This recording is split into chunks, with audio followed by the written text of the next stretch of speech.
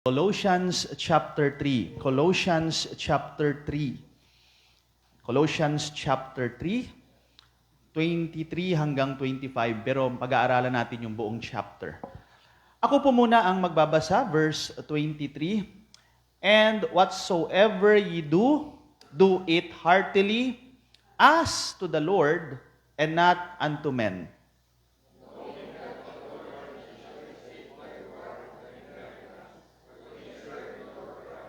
Altogether, but he that doeth wrong shall receive for the wrong which he hath done, and there is no respect of persons. To God be the glory. Tayo po ay manalangin. Panginoon, maraming salamat sa iyong mga salita.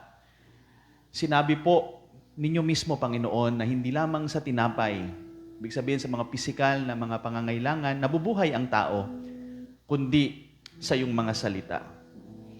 Kaya, ang pagpunta sa iyong tahanan, sa iyong bahay panambahan, ito po ay isang napakahalagang paglilingkod na ginagawa po namin sa iyo. Ito ay hindi lang kami nagpunta rito para wala lang kaming magawa, wala lang mapuntahan. Hindi po. Nandito kami to worship the Most High God. At ikaw yan, aming Panginoon. Lord, kami po ay may mga kakulangan, may mga kahinaan, may mga pagkukulang. Tuwiring kami ng iyong mga salita. Lahat kami ay under construction sa mga mananampalataya na. Wala pong perfect. Lahat kami may mga errors, lahat kami may mga butas. Kaya nga, Lord, talagang kami ay desperadong nangangailangan sa iyo. Kasi hindi namin kayang baguhin ang aming mga sarili sa sarili naming lakas. Didepende lamang kami sa iyo, Panginoon. At kung meron man po sa aming kalagitnaan na hindi patiyak sa kanyang kaligtasan, gamitin niyo po ang inyong mga salita na maunawaan niya ang tunay, ang biblikal na kaligtasan.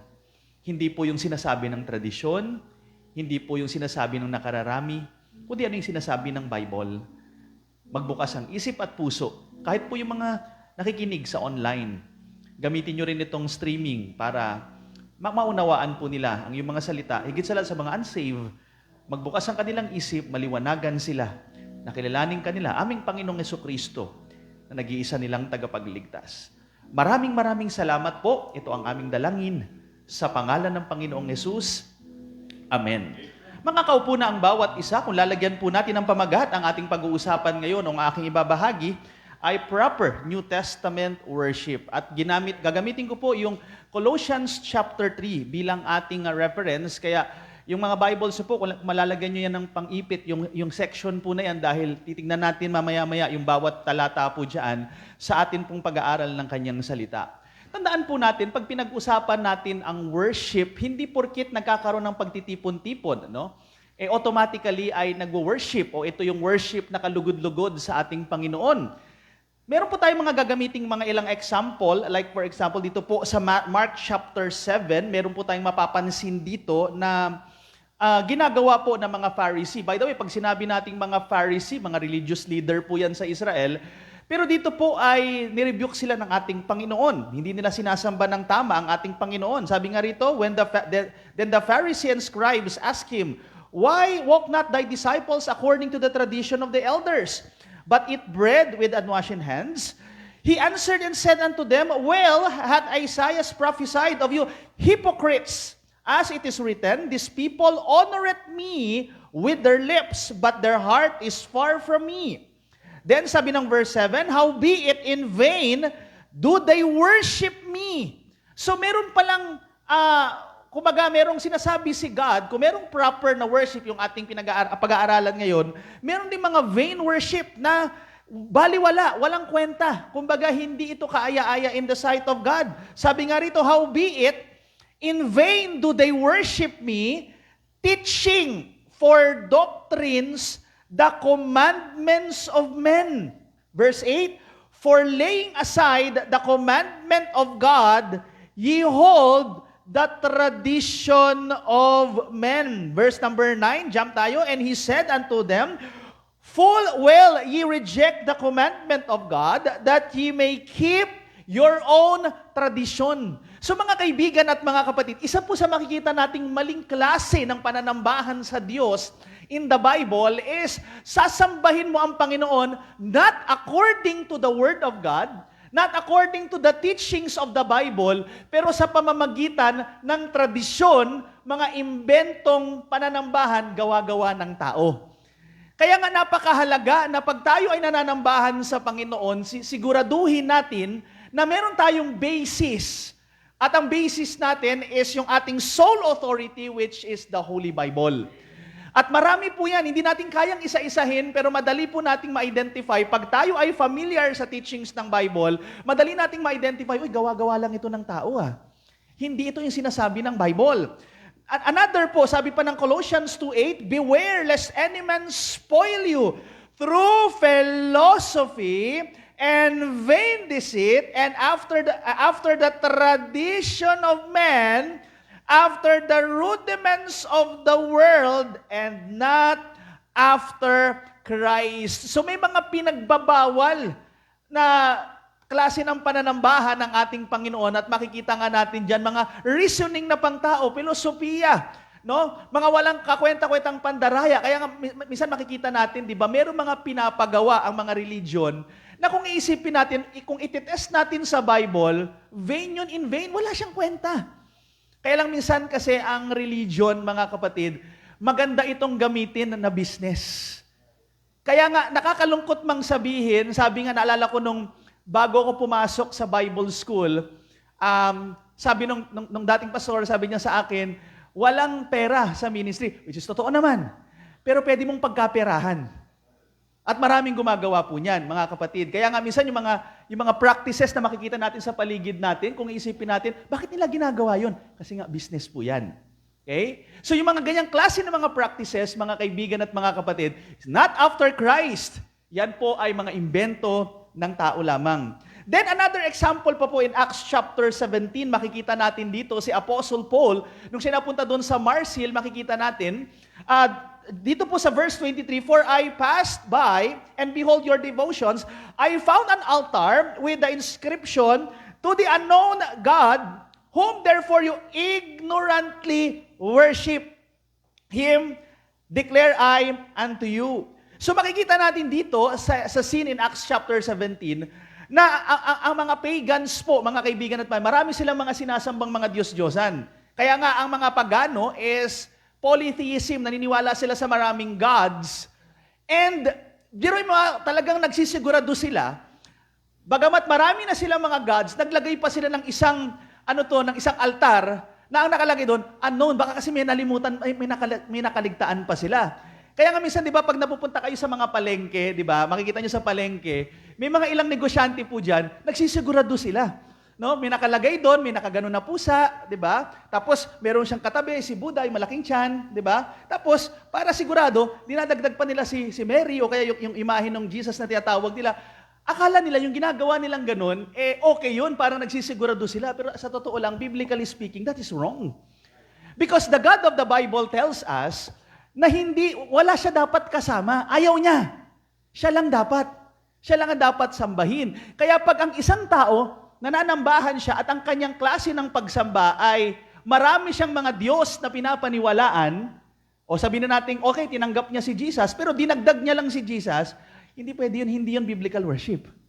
Ang gusto ng God ng Bible, siya lang ang dapat sambahin. Wala siyang kasama, wala siyang kapantay, wala siyang kaparehas. Kaya nga, doon sa John chapter 4, makikita natin ang sabi po ng Panginoong Jesucristo doon sa Samaritan woman. Our fathers, sabi po ng babae, our fathers worship in this mountain. Naalala niyo po na divide ang kingdom, merong nasa northern and southern kingdom. Nakakalungkot dahil itong si Jeroboam nagtayo ng sarili niyang pananambahan, kaya sila ay nananambahan sa mountain. Doon kumbaga, imbis na sana pumunta sila doon sa south, pumunta sila sa Jerusalem, dahil politically, kumbaga reason, nainggit si Jeroboam, iniisip niya baka agawin ng puso nila Rehoboam yung mga tao. So nagtayo siya ng sarili niyang pananambahan at doon nagsumasamba yung mga Samaritano, yung mga kumbaga itong yung mga may breed na, hindi na sila purely mga Jew. Our fathers worship in this mountain.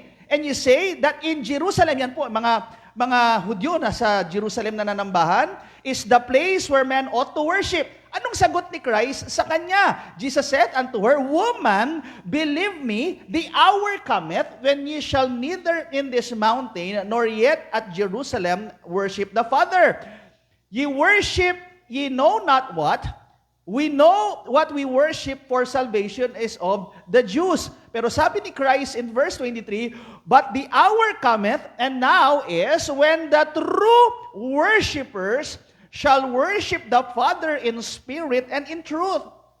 For the Father seeketh such to worship Him.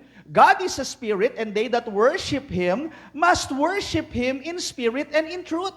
So sinasabi po ng Panginoong Jesucristo, darating yung panahon at ngayon na yan, na ano po yan? Hindi na rito pag-uusapan kung saang lugar.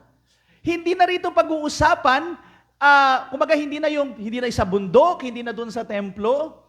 Sinasabi niya, we can worship the Lord in spirit and in truth. Kaya nga, di ba, ang mga Hudyo, hindi sila basta-basta pwedeng magtayo ng templo kahit saan lang nila gusto. Kailangan merong specific na location kung saan doon pinatayo ni Solomon, yung pinakaunang templo, dapat doon lang din itayo. Kaya nga, kumbaga, may mga nagsasabi na maaring yan daw po yung nasa dome on the rock, no? Doon sa lugar po na yun, maaring katabi lang daw noon. Yung iba naman, sinasabing medyo malapit lang din doon. Pero hindi yan kagaya ng local church na kagaya natin, kahit saan. No? Na merong nasa Kanyogan, o dito sa Pag-asa Street, tapos yung iba nasa iba't ibang lugar. Kasi nga, darating ang panahon, sinasabi na wala nang specific na location pagdating sa pananambahan sa Panginoon. And by the grace of God, tayo po ngayon ay nagsasama-sama sa isang local church na ito, dito sa may Pag-asa Street, at we worship God in spirit and in truth. And by the way, pag sinabi nating spirit and in truth, so see to it na ang isang nananambahan ay meron siyang Holy Spirit. At ang basis ng kanyang pananambahan ay naka-base sa truth, which is the Word of God. Pag sinabi nating spirit, kailan ba mananahan sa atin ang Holy Spirit? The moment we trust the Lord Jesus Christ as our Savior. Hanggat hindi tayo nananampalataya kay Jesus Christ bilang ating tagapagligtas, lahat ng ginagawa nating worship is in vain. Magiging kaaya-aya lang ang ating pananambahan sa Panginoon kung ang banal na Espiritu ay nananahan na sa atin at kailan yan nangyayari. The moment we trusted, nagtiwala ka, sinampalatayanan mo ang Panginoong Hesukristo bilang iyong tagapagligtas. Dako na tayo sa ating pag-aaral. Makikita natin ano yung tamang pananambahan, particularly sa bagong tipan. No? Sa lumang tipan, meron din sila mga pananambahan na itinuro ang Panginoon sa kanila. Yun yung ginamit ni God for them to grow spiritually. Pero when it comes to the New Testament, meron din po tayo makikita na tamang pananambahan. Hindi yan yung porket gusto mo lang, iniisip mo lang, worship na kaagad ito. Hindi po. Merong nilagay na proper na klase ng pananambahan ang atin pong Panginoon. And yan nga po ang blessing that we have the Bible. Makikita natin dito ang tamang pananambahan. So let's go to number 1. Sa proper New Testament worship, kinakailangan may proper na master. Sino yung tamang Panginoon? Sino yung tamang Lord na sinasamba, tinataas pagdating sa pananambahan? Let's go to, tignan nyo po, dyan tayo, huwag nyo aalisin dyan, sa Colossians chapter 3. And basahin ko lang po itong verses 1 to 4. Yan, sabi po ng talata, if ye then be risen with Christ, anong sabi po ni Paul? Seek those things which are above, where Christ sitteth on the right hand of God. So mga kaibigan at mga kapatid, ang pinakatamang master, when it comes to worship sa atin pong Diyos, kinakailangan kilalanin natin na ang talagang pinaglilingkuran natin, ang tinataas natin, ang tinitignan natin, walang iba kundi ang Panginoong Hesukristo. Set your affections on things above, not on things on the earth. Kaya nga pagdating sa pananambahan sa Panginoon, ang focus natin, ang tinitignan natin, ang Panginoong Hesukristo, hindi yung mga makamundong bagay. Nakakalungkot po sa ating kapanahunan sapagkat pagdating sa pananambahan, ang iniisip ng mga tao, kinakailangan pag nanambahan, kailangan maganda yung facilities. Kailangan may parking area, kailangan aircon. Kinakailangan ay, kumbaga malapit lang sa amin, hindi ako mahihirapan. Mga kapatid, yan po nakakalungkot sa ating generation. Sapagkat ang nagiging basis ng worship is kung ano yung pangdaigdig na standard. But when it comes to the Bible, when it comes to the New Testament, ang ating magiging master, ang dapat masunod, ang dapat maitaas, ang dapat maging focus, ay walang iba kundi ang ating Panginoong Hesukristo. Kaya nga sabi ng verse number 3, "For ye are dead, and your life is hid with Christ in God." So pag sinabi nating patay, hindi yan yung patay physically, basta ang pinag-uusapan dito, wala na tayo, kumbaga putol na po, kumbaga tayo ay bagong nilalang na. At mamaya makikita pa natin yung in-expound pa ni Apostle Paul, yung sinasabi niya rito, na hindi na yung sarili natin ang masusunod. Ang masusunod na ang ating Panginoong Yesus. Kaya nga sabi ng verse 4, "When Christ, who is our life." Di ba sa mga magkasintahan minsan, sasabihin halimbawa ng lalaki pag sinusuyo niya yung babae, "Ikaw ang aking buhay." Kaya nga di ba may mga iba, pag na-busted sila, naghiwalay sila ng kanyang kasintahan, talagang nasisira yung buhay, no? Talagang parang nasira yung daigdig. Yun ang nakakalungkot na reality kasi doon mo makikita kung sino yung Panginoon ng mga taong yun. Pero tayo po, bilang mga believers, ang master dapat natin, ang buhay natin, umiikot ang buhay natin, walang iba kundi sa ating Panginoon. Kaya nga sabi ni Apostle Paul in Galatians 2:20, tingnan niyo po yan, "I am crucified with Christ. Nevertheless, I live." Yes, buhay siya physically. Yet that pero sabi niya, hindi na ito tungkol sa akin. Hindi na ako nabubuhay sa aking sarili, but Christ liveth in me.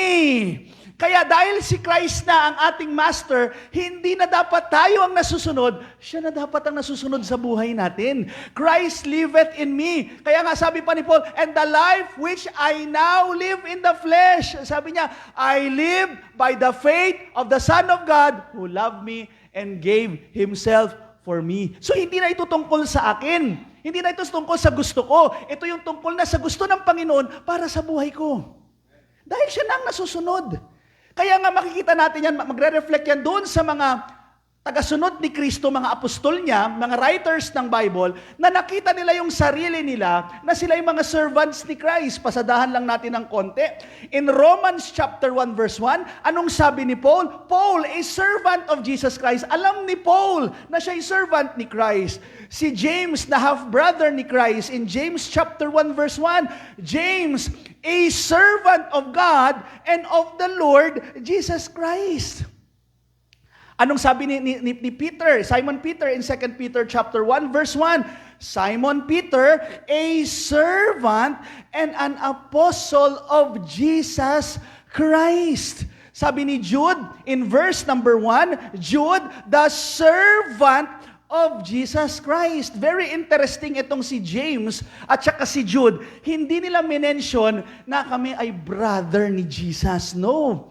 Nakita nila ang sarili nila na sila ay mga servants ng atin pong Panginoong Hesukristo. Ganon din si Apostle John in Revelation chapter 1 verse 1, the revelation of Jesus Christ which God gave unto Him. Tapos pagdating doon sa last verse, unto His servant John. Kaya ang tamang pananambahan sa Panginoon, umpisahan natin ang kaisipan na hindi na tayo ang nasusunod, hindi na tayo ang master ng buhay natin. Ang master po natin, ang Panginoon ng ating buhay ay walang iba kundi ang ating Panginoong Jesus. Kaya nga, yung tinuro sa atin kanina, yung preparation sa pagpunta sa church, kung ang iniisip nyo, sarili nyo, talagang mahirapan kasi ang kalikasan natin, ang sarap magpuyat.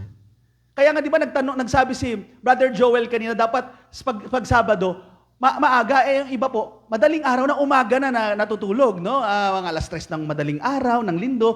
Kasi nga, karamihan, buti sana kung natulog ka ng madaling araw, nag-devotion ka o kaya nag-quiet time. Hindi naman karamihan doon, nanonood. Nag-explore. Tandaan natin, hindi na tayo ang master ng buhay natin. ang master natin, tayo po yung mga servants na ng ating Panginoong Jesucristo. Nakakalungkot lang sapagkat may mga mindset minsan ng ilang mga tao na para bagang si Jesus Christ ay tauhan nila. Si Jesus Christ ang mag-a-adjust sa kanila. Hindi po. Ang kaisipan dapat natin bilang mga mananampalataya, akong susunod kay Christ.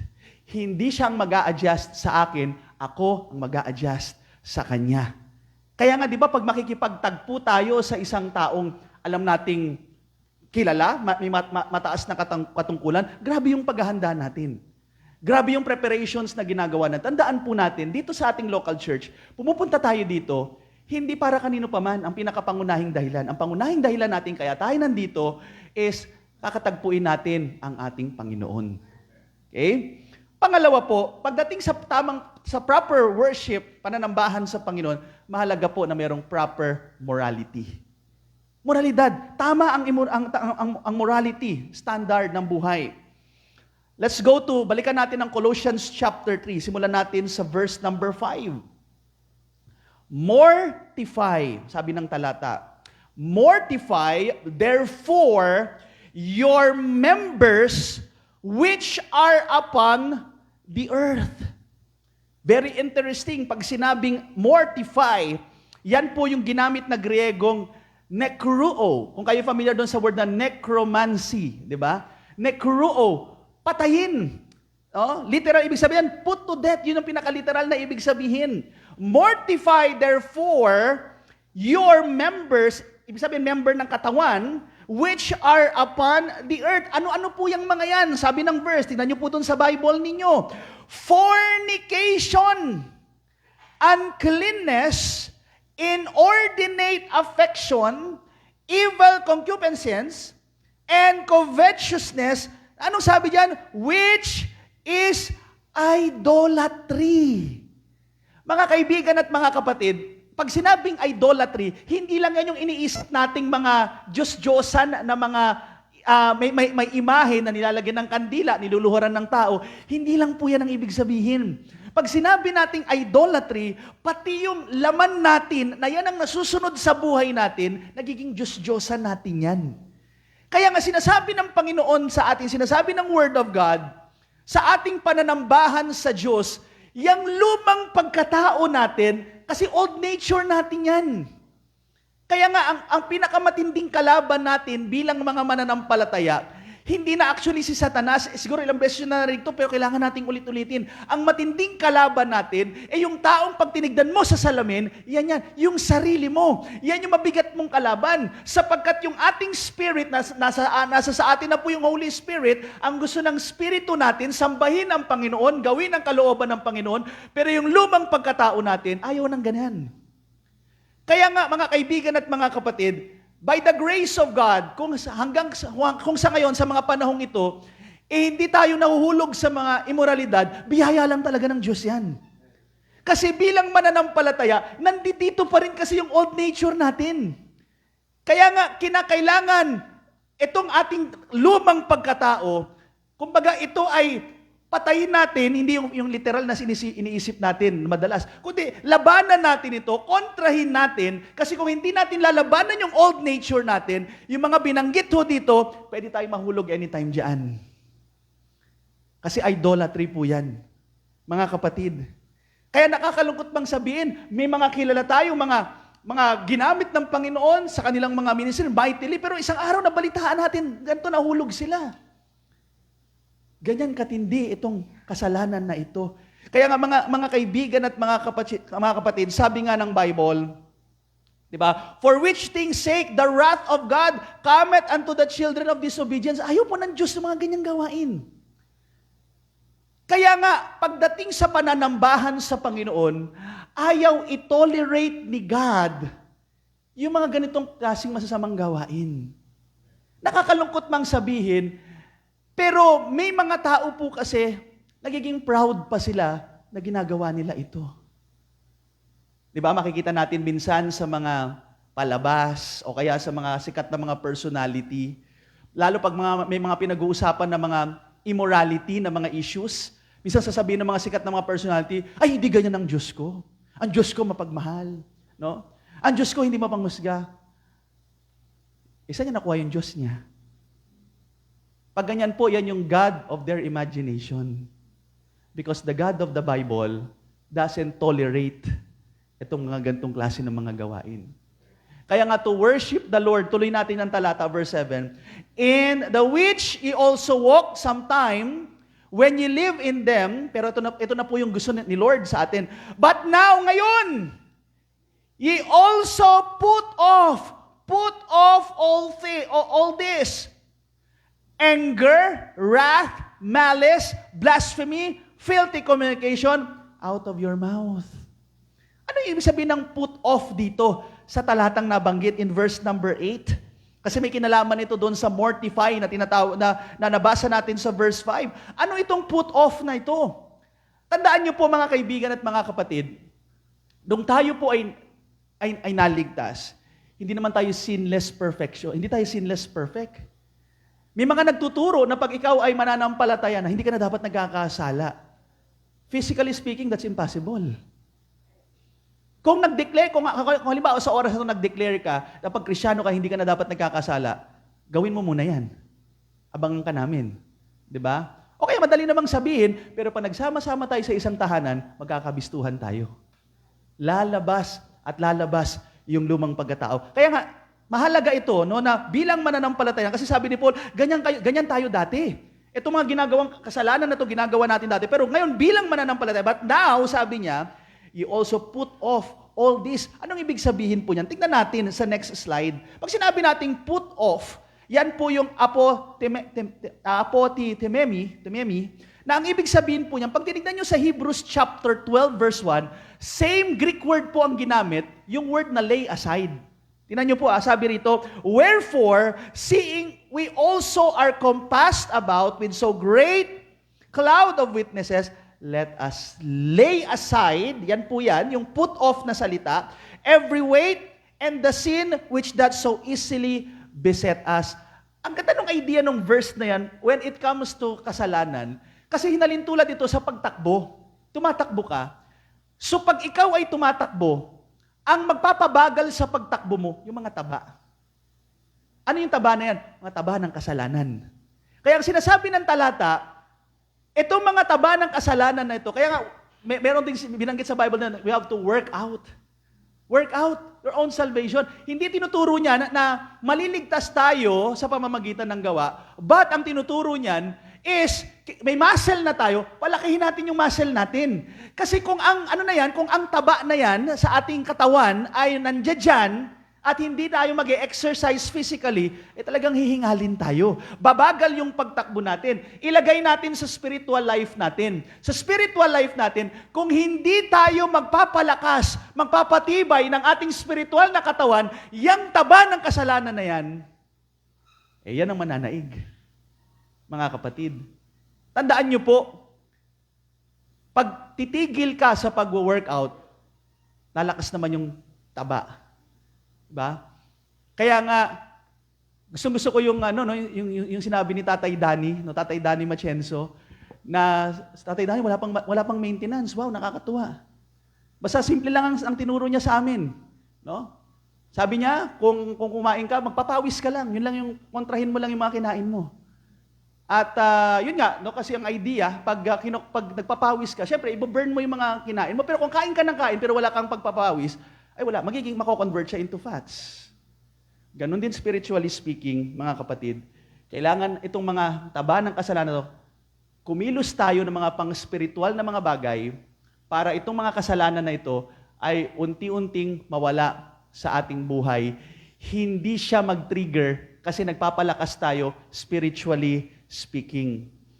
Kaya nga, kung itutuloy natin ang verse 9, lie not one to another, seeing that ye have put off the old man with his deeds and have put on the new man. Ito na dapat ang makita sa atin. Is renewed in knowledge after the image of him that created him. Alam niyo, kung titingnan natin dun sa verse 9 and verse 10, tayo po sa tulong ng Panginoon, di ba sabi kasi sa verse number 10, put on the new man, bagong nilalang, is renewed in knowledge after the image of him that created him. Tandaan niyo po, nung create tayo ni God, we are created, yung ating ninuno, si Adan, at si Eva created in the image and likeness of God. Nasira po yung imahe na yon dahil sa kasalanan. Pero nung tayo nanampalataya kay Jesus Christ, sa tulong po niya, unti-unti tayong babalik doon sa image na yon. Sa ngayon, imposible pa, pero unti-unti tinutulungan tayo ng Panginoon. Pero balang araw, pag dumating na yung tinatawag na glorification, sin-free na po tayo bilang mga mananampalataya. Pero hanggang sa ngayon, tandaan po natin, labanan natin itong immorality na ito sa ating buhay.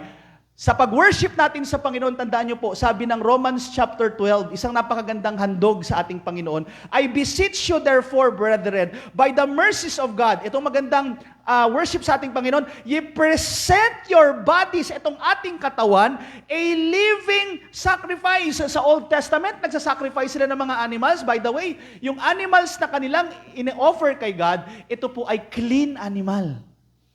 Without blemish. So kung ilalagay natin, spiritually speaking, at ang pinaka-offer natin, offering natin sa Panginoon, number one, yung ating sarili mismo, living sacrifice. At sa pag-offer natin sa Panginoon, kailangan maayos yung ating pamumuhay. Hindi tayo nagpapakaayos para maligtas tayo. Ligtas na tayo pag nanampalataya ka kay Christ. Ligtas na tayo, walang tanong. Ang salvation is by grace through faith. Period. Pero kinakailangan natin sa ating paglago, sa ating reward na matatanggap in the future, kailangan magpakaayos tayo. Kailangan yung ating buhay maging living sacrifice sa harapan ng ating Panginoon. Kaya nga sabi pa rito, verse number 2, and be not conformed to this world, but be transformed by the renewing of your mind, that you may prove what is that good and acceptable and perfect will of God. Mga kaibigan, matindi ang laban sa isip natin. Inaatake ng kaaway ang isip natin, kaya nga let's transform by the renewing of your mind. Mindset. Kaya yung, minsan sabihin natin, wala na akong time for Bible reading, wala akong time for prayer. Sinabi mo lang yan. Pero pwede mong gawin yan kasi nagagawa mo ngayon mga ilang bagay na kung tutusin wala namang kwenta. Renew your mind.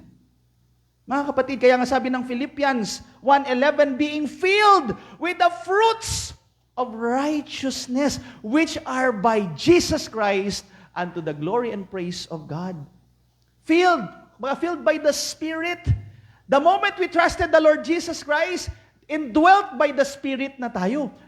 Pero iba pa yung ma-filled by the Spirit, kasi pag filled by the Spirit ka, hindi lang yung Spirito ang nasa Spirito mo, kundi makikita pa sa soul and even your body. Kasi umapaw ang Spirito na yan. Pero pag ikaw ay mananampalataya, yes, the Holy Spirit is in your spirit. Pero kung ikaw ay namumuhay carnally, talagang magiging matindi ang laban. Kasi iba ang gusto ng Holy Spirit, iba yung gusto ng old nature natin, at ang gusto ng Panginoon maging maayos tayo sa pananambahan sa Kanya. Maging maayos na handog tayo, maayos yung ating pamumuhay sa harapan ng ating Panginoon. Number 3 po, let's go to proper message. Pagdating sa New Testament worship, napakahalaga na tama po yung mensahe. Letter A, message of salvation. Let's go to verse number 11, Colossians chapter 3 pa din. Where there is neither Greek nor Jew, circumcision nor uncircumcision, barbarian, Scythian, both bond nor free, but Christ is all and in all. Mga kaibigan at mga kapatid, pagdating sa kaligtasan po natin, hindi na pinag-uusapan dito kung Hudyo ka, hindi na pinag-uusapan dito kung Griego ka, barbarian ka, may pinag-aralan ka, hindi na yan ang issue. Ang issue dito, kahit sino ang tatawag sa pangalan ng Panginoon ay maliligtas. Sa Old Testament, nung panahon ni Abraham at yung mga sumunod sa kanya, ang focus ng account ng Bible kay Abraham at sa lahi niya. Wala tayong masyadong alam sa Gentile nations noong mga panahon na yon. Pero thank God sa ating kapanahunan, ang kaligtasan, ang mensahe ng salvation is for all. Nakakalungkot sapagkat may mga nagtuturo na may mga limitado lang ang kaligtasan. Hindi po. Salvation is open sa lahat. Whosoever ang tatawag sa Panginoon. Ito lang ang problema. Sabi nga ng 2 Corinthians chapter 4, simulan natin sa verse 3, "But if our gospel be hid, it is hid to them that are lost, in whom the God," small letter G, "the God of this world hath blinded the minds of them which believe not." Merong bumubulag, may nandadaya sa mga tao, kaya merong mga taong hindi tinatanggap ang ebanghelyo ng Panginoong Hesus kasi may bumubulag sa kanilang mga isipan. At anong sabi rito? "Lest the glorious gospel of Christ, who is the image of God, should shine unto them." Kaya lang yun nga, merong pumipigil, merong bumubulag sa kanila. Pero sabi ng verse 5, "For we preach not ourselves," hindi po yung sarili namin, "but Christ Jesus the Lord, and ourselves your servants for Christ's sake." Verse 6, "For God, who commanded the light to shine out of darkness, hath shined in our hearts, to give the light of the knowledge of the glory of God in the face of Jesus Christ." Mga kaibigan, nasa daigdig tayo na punong-puno ng kadiliman. Nasa madilim na daigdig tayo. Paano sila mabibigyan ng liwanag sa pamamagitan ni Christ? Kaya kailangan nating ibahagi ang ating Panginoong Jesucristo. Tamang mensahe ng kaligtasan. Gaya nga ng sabi ko kanina, hindi tayo makakapag-worship ng tama sa Panginoon kung una sa lahat may problema yung ating relationship with our God. At maaayos lang ang ating relasyon sa ating Panginoon, sa ating God the Father, sa pamamagitan ni Christ. The moment you trusted the Lord Jesus Christ as your Savior, tayo po ay magiging bagong nilalang na. Meron na tayong access sa heaven. Dahil isa lang ang mediator between God and man, and that mediator is the Lord Jesus Christ. Tamang salvation. Aanuhin nyo nga yung marami man kayong mga kantahan. Aanuhin natin malaki man ang building. Aanuhin natin yung ang ganda-ganda ng facilities ng isang tinatawag na church o temple o ano man ang tawag dyan. Kung hindi naman tinuturo ang kaligtasan at hindi ligtas ang mga nandoon, baliwala yun. Sayang yung worship na ginagawa nila. Maaring nag-aarkila pa sila ng mga professionals, talagang napakaganda ng kanilang tinatawag na worship service, pero pag hindi sila ligtas, at hindi tinuturo yung kaligtasan, wala yan. Sa New Testament, napakahalaga ng kaligtasan. Nagsisimula ang magandang kalooban ng Panginoon sa isang tao, nagsisimula yan sa kaligtasan. Maligtas ka muna. At pag naligtas ka, yung susunod na nun, lahat ng mga gagawin mo, hindi na for your salvation, pero gusto mo nang i-glorify si God. Pero ang pinaka-starting point, yung kaligtasan, for by grace are you saved through faith. Lahat tayo makasalanan, pero salamat, it is only by the grace of God. And by the way, pagdating sa kaligtasan, kaya nga may mga missionary, dahil isang pangalan lang ang magliligtas sa atin at yan ang pangalan ng Panginoong Jesucristo. It's not the Baptist Church o anumang denominasyon ang magliligtas sa atin. Isang pangalan lang ang binigay ng Diyos sa silong ng langit na ikaliligtas natin. Yan ang pangalan ng ating Panginoon. Number 3, message of sanctification. Sa proper message, dito po tinuturuan. Pag ang isang tao ay mananampalataya na, tuturuan paanong mamuhay ng tama sa harapan ng Diyos. Kaya nga sabi ng verse number 12 hanggang 15, "Put on therefore as the elect of God, holy and beloved, bowels of mercies, kindness, humbleness of mind, meekness, long-suffering."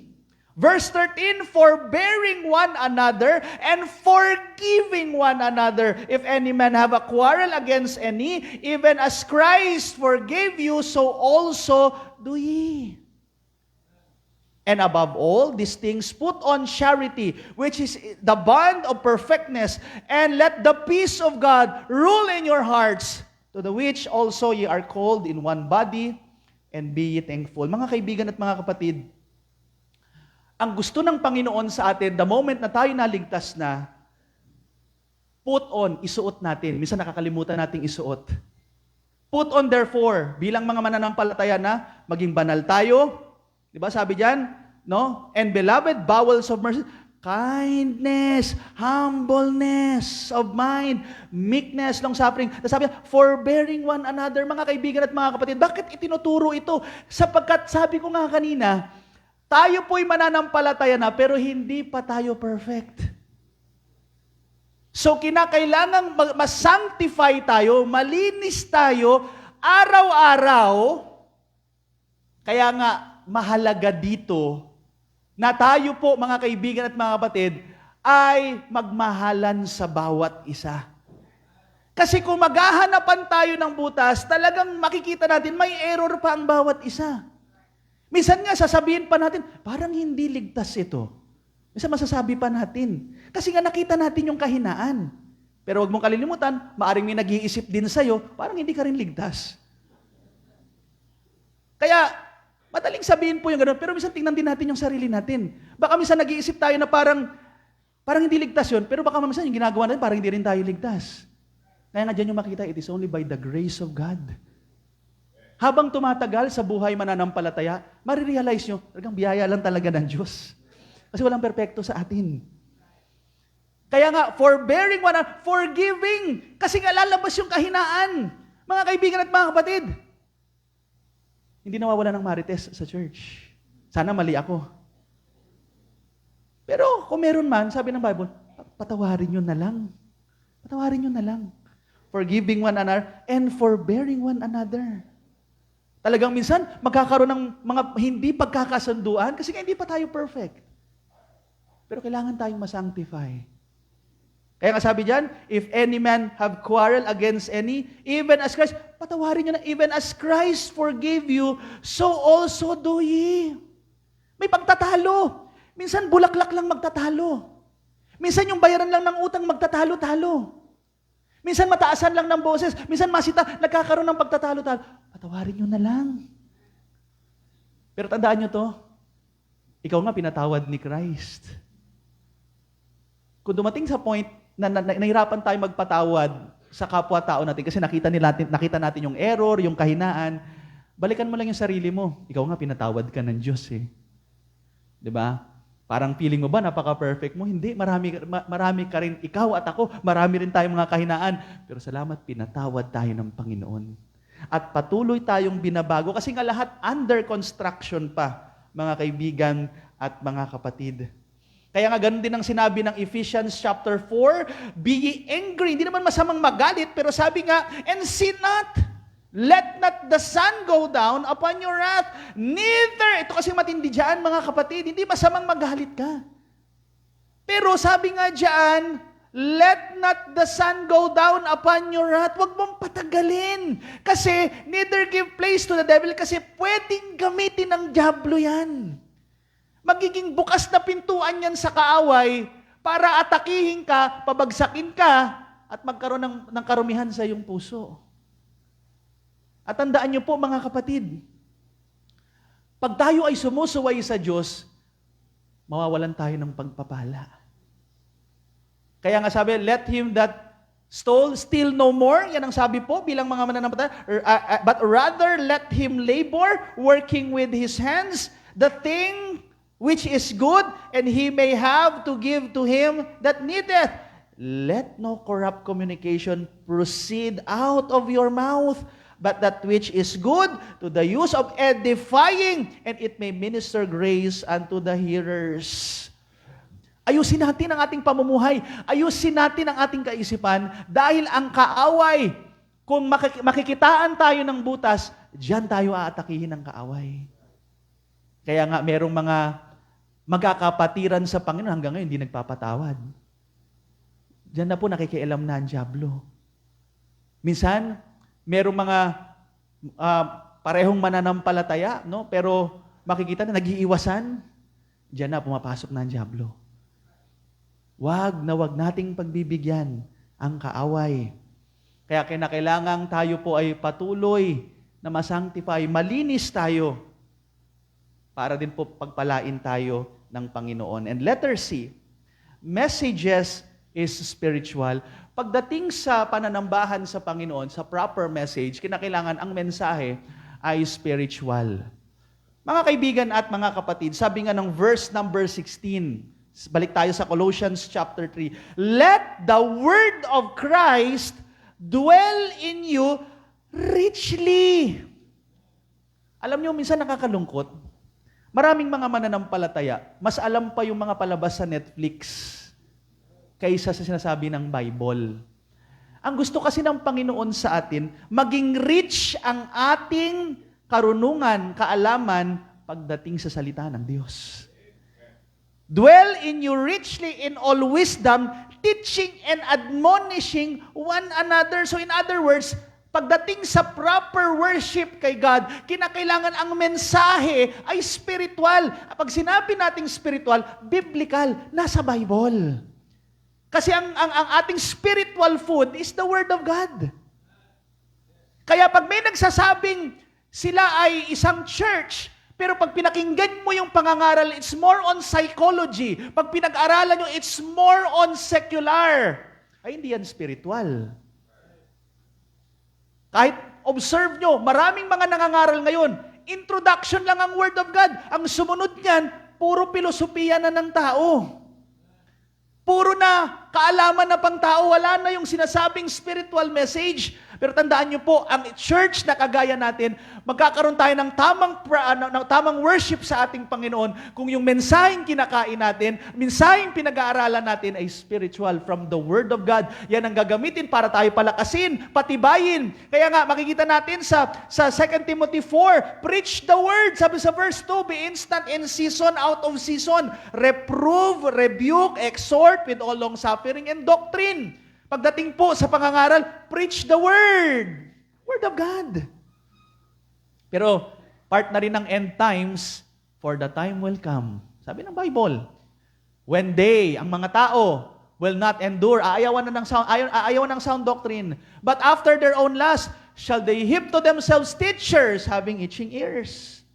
And they shall turn away their ears from the truth, and shall be turned unto fables. But watch thou in all things, endure afflictions, do the work of an evangelist, make full proof of thy ministry. Mga kaibigan at mga kapatid, aayawan ng tao ang tamang aral. Pipiliin nila yung gusto nila, yung nakakakiliti sa kanilang mga tenga, yun ang gusto ng mga tao, pero hindi yan ang tamang worship.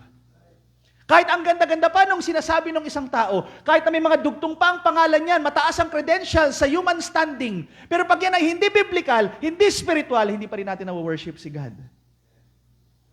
Kaya nga, ultimong sa mga awitin, balikan natin ang Colossians chapter 3, verse 16. Let the word of Christ dwell in you richly, in all wisdom, teaching and admonishing one another in psalms and hymns and spiritual songs, singing with grace in your hearts to the Lord.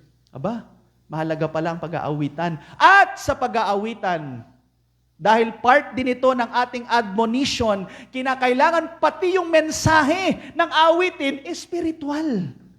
Biblical. Hindi porkit nakakanta ka lang dyan, nag-enjoy ka kumbaga naengganyo yung iyong emotion, pero pag pinag-aralan mo yung message, wala naman palang kwenta.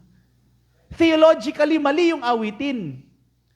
Kasi ang pag-aawit ay part ng pananambahan.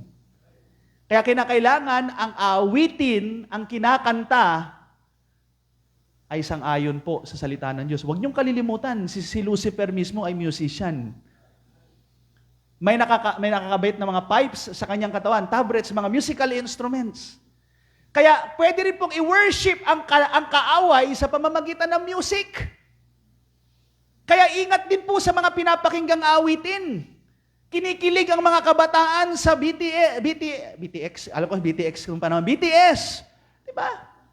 Kumakanta doon. Anong panahon namin, may equivalent din ng mga pagkakanta ng BTS. Pero ang kanta noon, Chong Kwaila, Chikidi Kong Kwaila, Abu Chikik. Yung mga kanta namin ng panahon noon. So papakinggan mo yung awitin, ay, ang pogi-pogi. Hindi mo alam kung ano yung kinakanta niyan. Hindi mo alam kung sino wino-worship yan. At tandaan nyo po, sa daigdig na to, dalawa lang ang pwede mong sambahin. Sinasamba mo ang Diyos o sinasamba mo ang Diablo. Saan kayo doon? Kaya parang tuwang-tuwa ka doon sa music, nung ganda-ganda ang pogi nung kumakanta. Anong mensahe niyan? Kaya mahalaga yung message ng song. Sabi nga ng Ephesians 5:19, speaking to yourselves in psalms and hymns and spiritual songs, singing and making melody in your heart to the Lord. So mahalaga ang pag-aawitan. Ang kinakanta natin, hindi lang yun, wala lang tayong magawa. Kundi pati sa pag-awit natin, inaawit natin ito ng may tamang aral based from the Word of God. At hindi po porkit kinakanta sa isang church, automatically ay awiting makalangit. Dahil ultimong ang diablo, pwedeng dayain ang isang church, ang isang congregation, na kunwari umaawit ka dyan, Pero theologically, that is wrong. Kaya nga ang madalas kong ginagamit na example, kinakanta, Come Holy Spirit. Tanong, biblical yan? No. Wala kayong makikitang verse sa Bible na merong Come Holy Spirit. Dahil ang Holy Spirit, automatic siyang mananahan sa tao pag siya'y nagtiwala kay Jesus Christ. Pero maraming kumakanta niyan. May mga papikit-pikit pa. Kahit pumikit kayo, kahit itaas yung kamay nyo, pag mali yung inaawit ninyo, you're not worshiping God. Mga kaibigan at mga kapatid, seryoso po ito.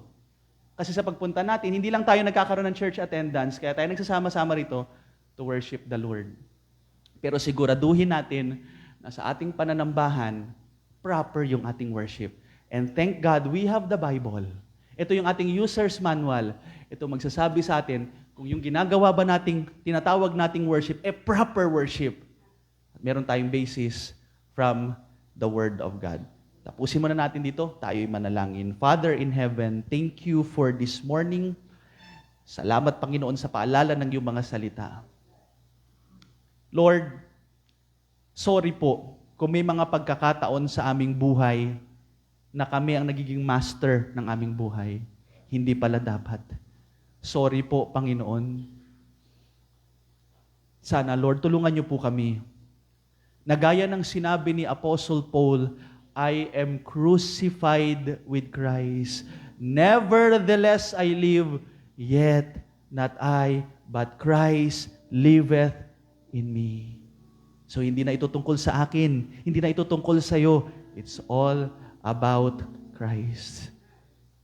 Kaya sa aming buhay, hindi lang every Sunday, but every day, makita namin that the master of our life is the Lord Jesus Christ, period.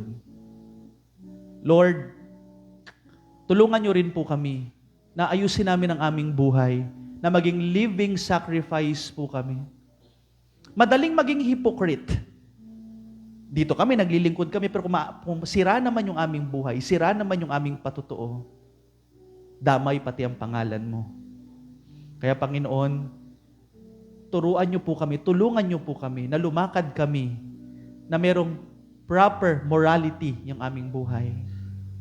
Lumalakad kami ng ayon sa iyong kalooban. Napakasarap na haharap kami sa iyo, Panginoon. Masasabi mo na daw, good and faithful servant. Meron ding proper message based from the authoritative Word of God. Dito namin malalaman kung ano yung tamang kaligtasan. Panginoon, nakakalungkot mang sabihin, pero marami kaming mga kababayan ang hindi pa ligtas. Maaring may mga religious na mga tao. Maaring dumadalo sila regularly sa isang simbahan na tinatawag po nila. Pero pag ang isang tao ay wala pang personal relationship sa iyo, hindi pa nagkatiwalaan ang tunay na Panginoong Jesucristo ayon sa Bible, baliwala lahat ng ginagawa. Kaya dear Father, kung meron man pong nakikinig sa oras na to, na hindi patiyak sa kanyang kaligtasan, Panginoon, buksan niyo po ang kanyang isip at puso.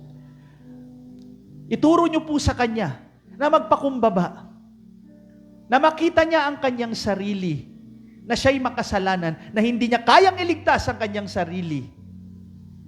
At isang person lang ang dapat sampalatayanan, pagkatiwalaan, yan ay walang iba, kundi ang Panginoong Hesukristo.